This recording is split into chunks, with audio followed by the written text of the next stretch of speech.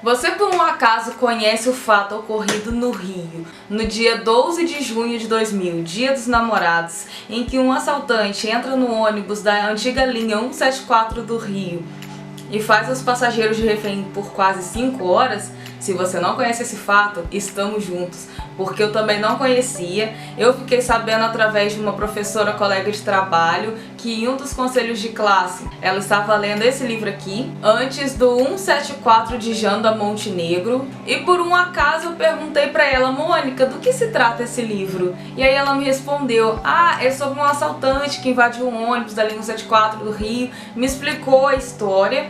Ela disse também que acompanhou o fato pela televisão na época.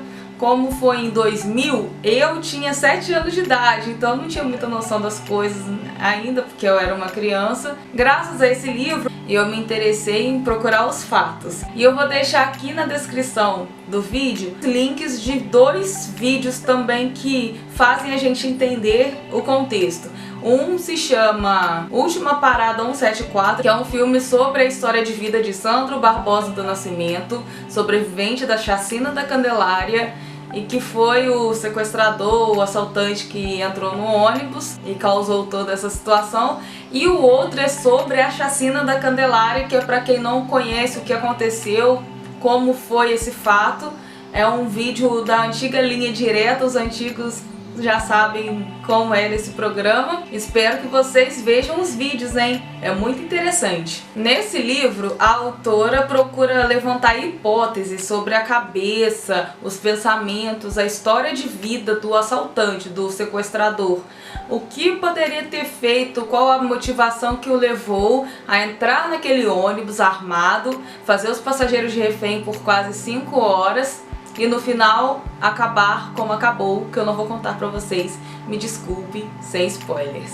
Ele é bem parecido com o estilo do livro Precisamos Falar sobre o Kevin, que eu já resenhei aqui no canal. Também deixarei os links tanto no card quanto na descrição. A escrita é basicamente sobre levantamento de hipóteses a respeito dos pensamentos e chamada para ação de outra pessoa. No caso do Kevin, o que o levou a fazer o que fez? Sugiro que antes de ler esse livro, você veja os links que eu deixei na descrição, e se o fato te interessar, também procure em outras fontes, porque antes de ler essa obra maravilhosa, você deve procurar entender de fato o que aconteceu, porque senão você vai se sentir perdido, não vai entender as metáforas que a autora usou, já que foram muitas, e isso que é a graça do livro. Deu até um tom poético ao acontecido, sendo que foi bem trágico, triste, e eu achei bem perturbador. A sensação que dá é que, caramba, será que ele tinha razão pelo jeito que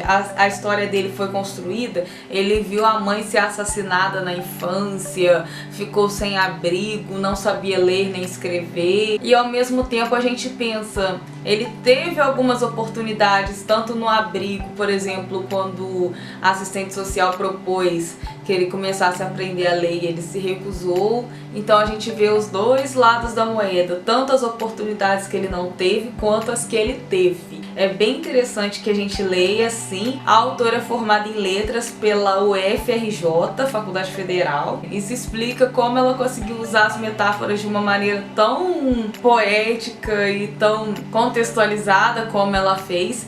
Deu para perceber que ela pesquisou demais para escrever esse livro, porque ela dá detalhes riquíssimos sobre a vida, os acontecidos, tudo de uma maneira leve, como eu falei, parece poesia. Mas essa é a graça da leitura.